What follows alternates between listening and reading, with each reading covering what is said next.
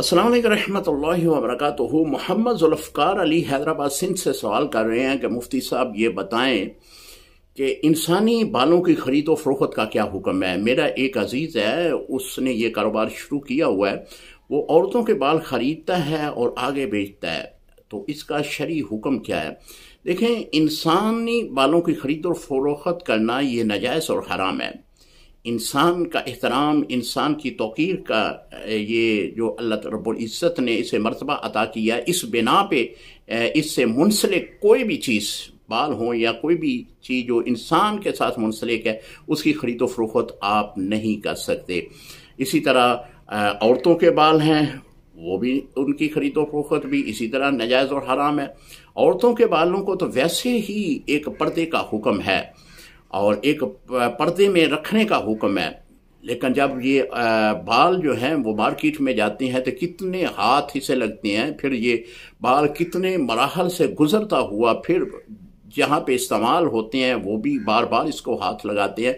तो एक गैर महरम के हाथ जो हैं वो पता नहीं किस औरत के बालों के साथ वो टच हो रहे हैं, ये बहुत सख्त गुनाह है।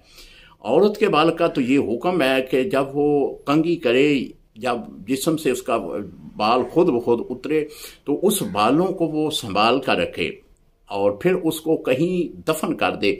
अगर दफन करने की जगह नहीं है, क्योंकि शहर में दफन तो नहीं कर सकते, अब ये हुक्म है कि उसे किसी कपड़े में बांधे और कपड़े में बांध कर जो है ऐसी जगह पे वो फेंके कि जहाँ पे किसी गैर महरम की उन बालों के ऊपर नजर ना पड़ जाए।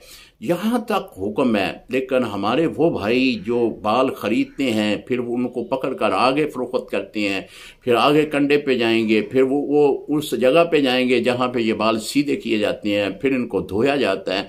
धोने के बाद फिर इनके मुख्तलिफ जो है, या तो बाल को विगों की सूरत में मार्केट में लाया जाता है, फिर वो कितने लोग हैं जो उसके ऊपर हाथ फेरेंगे। तो एक ऐसी औरत जो बापर्दा है और एक ऐसी औरत जिसको इस्लाम ने पर्दे का हुक्म दिया है, उसके बालों पे गैर महरम हाथ फेर रहे होंगे तो कितना गुनाह की बात है। लिहाजा औरत के बाल हों या मर्द के, इनकी खरीदो फरोख्त करना नाजायज़ और हराम है। अस्सलामु अलैकुम रहमतुल्लाह।